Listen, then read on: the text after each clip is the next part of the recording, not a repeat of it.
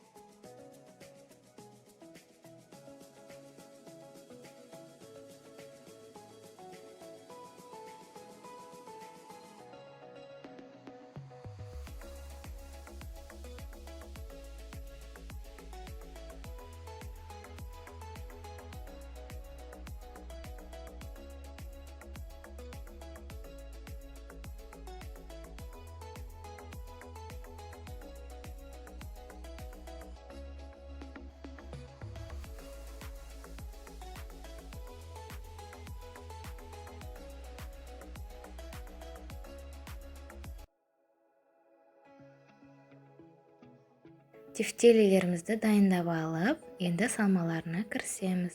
Салмаларына мен 40 қабат және 40 қабатты турап алдым. Енді бір сәбіз және бір жуа және сарымсақ қосамыз. Сәбізімізді осылай терканың үлкен түрінен өткізіп аламыз.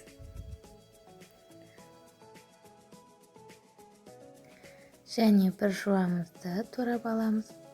Сарымсағымызды. Содан соң бір қызанағымызды турап, салмаларымыздың барлығын дайындап аламыз.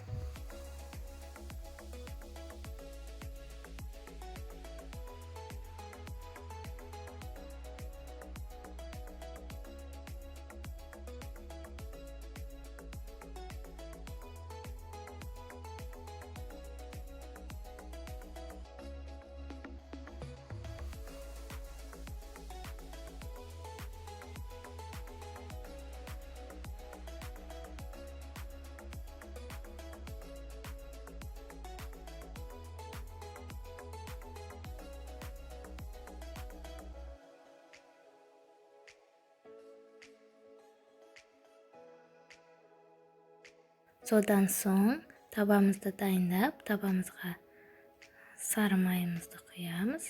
Содан соң сарымсағымызды салып, кішкене сарғайғанша қуырамыз. Кішкене сарғайғаннан соң жуамызды салып қуырып аламыз. Содан соң кезек-кезекпен бірінші қызанағымызды және сәбізімізді, 40 қабатымызды салып, барлығын мұқият қуырып аламыз. Және томатымызды салып, тағы да араластырып қуырамыз. Барлығын араластырып болғаннан соң, үстіне суымызды құйып, және лавровый жапырағын салсаңыз болады. Тағы да дәмдеу үшін тұз, бұрыш салсаңыз болады. тефтелелерімізді салып, дайын болғанша пісіріп аламыз.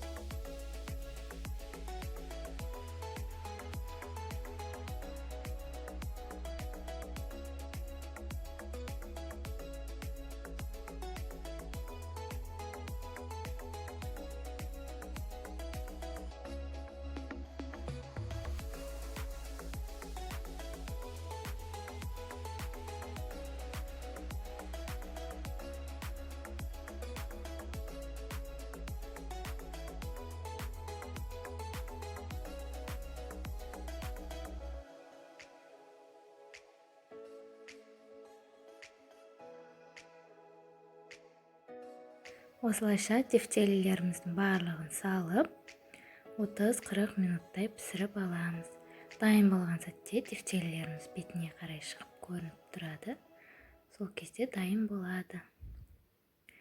Міндетті түрде жасап көріңіз, өте дәмді болып шығады.